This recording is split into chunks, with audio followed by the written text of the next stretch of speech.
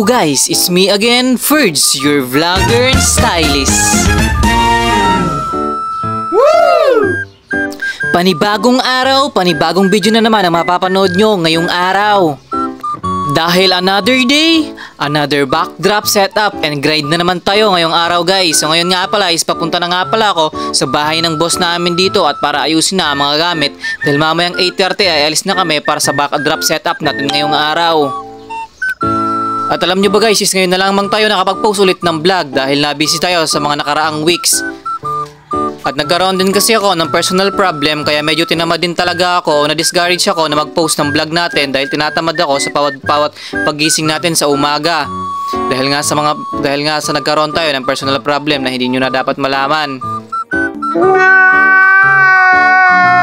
At dito nga pala sa part nito guys, ako pa nga lang pala ang mag-isa na nasa bahay nila boss ngayon at ang kasama ko nga pala dapat dito ay si Jinel at si Kuya Rene at wala pa nga sila at ang ginawa ko na nga lang muna is inayos ko na nga mula yung mga tela na gagamitin namin para sa setup namin for today's video.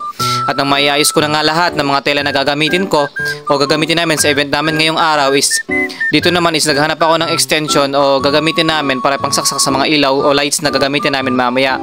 So nung mahanap ko yung extension dito is dahil magkabuhol-buhol nga ito is inayos ko na muna ito at para hindi siya nakaka-stress gamitin mamaya at hindi tayo masyadong ma-hassle pagdating natin dun sa mismong venue kapag sinetup na natin o sinaksak na natin yung mga lighting dito na gagamitin natin. Pagkatapos ko ang alisin yung pagkabuhol-buhol ng extension na gagamitin natin mamaya is sinunod ko naman dito na ayusin yung lights natin o yung flower lights natin dahil nasira nga ito, yung mismong saksakan niya is naputol siya. So naghanap ako dito na pwedeng ipagpalit o ipagsuglong dito para umilaw ulit ito. So ang ginawa ko dito guys is ginupit ko yung mismong dulo ng mga wiring na gagamitin natin at para may pagtuglong natin ito at para umilaw ulit yung flower lights natin dito. At sinasabi ko tulad nga sinasabi ko sa inyo lagi guys, ako yung Arkins Nate workers ng Arkins Nate Party Needs na all around talaga. Pwede ako maging electrician, stylist, server, and lahat ta. Kaya san ka pa? Kay Ferds ka na. Paano masabi?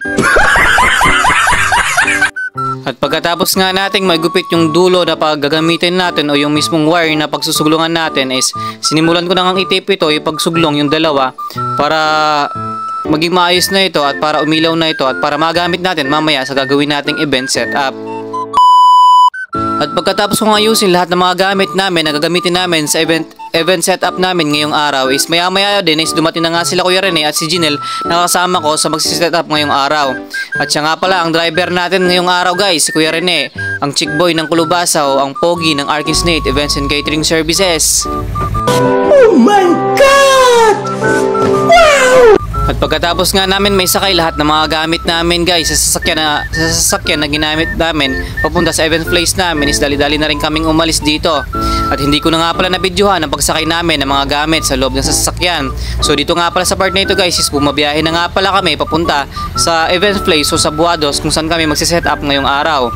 At ang setup nga pala natin ngayong araw guys is wedding event nga pala ang sesetapan natin for today's video. At ang sesetapan nga pala naming event ngayon guys is para bukas pa lamang po pala ito at pinasetup lang po ng mismong may-ari ng Buados agad ngayong araw pa dahil ang event daw nila bukas ay maaga daw. At 12 noon nga pala ay lunch nga pala yung event nila bukas.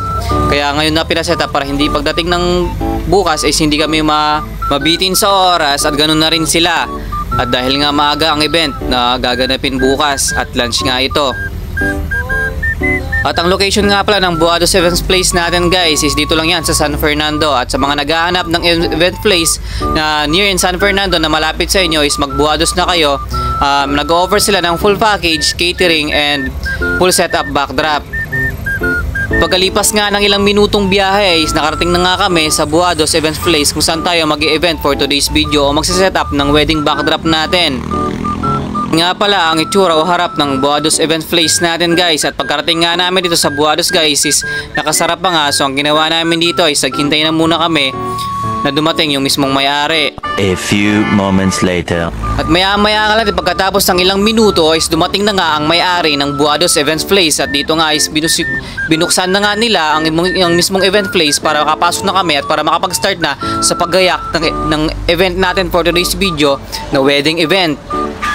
At pagkatapos nga nilang buksan dito ang mismong event place kung saan tayo magagaya, katulad na nga kaming ibang sinayang pa na oras at nagbaba na nga kami ng mga kailanganin naming gamit o gagamitin namin sa event namin for today's video. At uulitin ko nga lang pala, ang kasama nga pala natin sa for today's video sa setup natin ngayong araw ay si Kuya Rene at si Jinil nga pala ang kasama natin for today's video. Special mention and shoutout sa inyo sa mga kasama ko for today's video. Sa'yo Kuya Rene, shoutout sa'yo and shoutout din sa'yo Tol Jinil. At pagkatapos nga namin may baba lahat ng mga gagamitin namin o kakailanganin namin gamit for today's video sa event namin ngayong araw sa wedding setup natin is nagsimula na nga ako magtayo ng backdrop o sinimulan ko na ang pagde-decor natin dito sa wedding event natin ngayong araw. At ang panels nga pala na gagamitin natin ngayong araw guys is meron tayong 5 panels for today's video na gagamitin natin guys. At yan nga pala yung prepared reference ng client na binigay sa atin guys na merong 5 panels sa backdrop setup natin for today's video guys. At hindi naman ibig sabihin if yun yung binigay niyang references gagayahin na natin mismo yun guys. Ang gagawin natin dito guys is gagawin natin siya is magkakaroon tayo ng kunting improvement or mas gagawin natin siyang mas attractive sa kayo dun sa binigay niya o mas higitan natin yung expectation ng client natin. Kaya sinabi kong hindi natin pwedeng gayahin yung prepared or yung preference na binigay sa atin guys dahil pwede tayo ma-plagiarize doon o dapat tayo bilang isang stylist dapat magkaroon tayo ng originality sa mga event or sa mga ginagawa nating design sa mga backdrop natin. Kasi kapag ganun yung ginawa natin guys is magkakaroon tayo ng improvement o yung matututo tayo na mag-explore or mas lalo pang palawakin yung kaalaman natin sa pagde-decor ng mga backdrop design natin para mas magamit pa natin ito sa mga susunod pa nating setup at sa malakihang event na pwedeng ganapin natin sa araw na yon. Pagkatapos ko nga i-setup yung mismong backdrop natin dito guys, sinunod ko naman yung mga long tables natin, nalagyan natin ng decor or mismong flowers or kumbaga setup for principal sponsor natin dito guys. And sabi nga pala ng client natin dito guys is 30 packs nga lang pala ito. So ang sinabi niya is mag-prepared lang daw kami ng 3 long table na merong 10 seaters at lalagyan ko siya ng lahat ng design na parang pang principal sponsor. At pagkatapos ko ang i-setup ang 3 tables natin na merong 10 seaters na merong setup na parang pang principal sponsors, sinunod ko na nga dito ang couples table natin at ilagyan din natin ito ng design or flowers para mas maging attractive din ang table ng mismong couple natin for today's video, for today's event. Kasi bilang stylist, dapat natin na ilagay sa mind natin and heart natin na dapat nare-reach natin yung expectation ng mismong client natin o dapat napapasaya natin sila sa bawat ginagawa o effort na binibigay natin sa bawat event na ginagawa natin. At pagkatapos nga ng ilang oras sa pagsisetup is ito na nga ang result ng setup natin for today's video o yung wedding setup natin guys.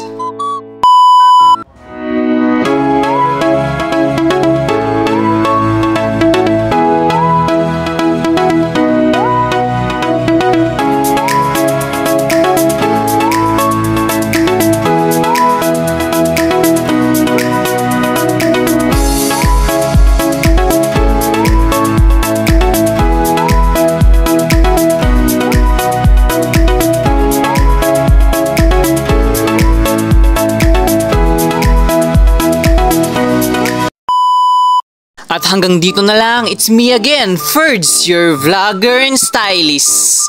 See you on my next video. Bye-bye!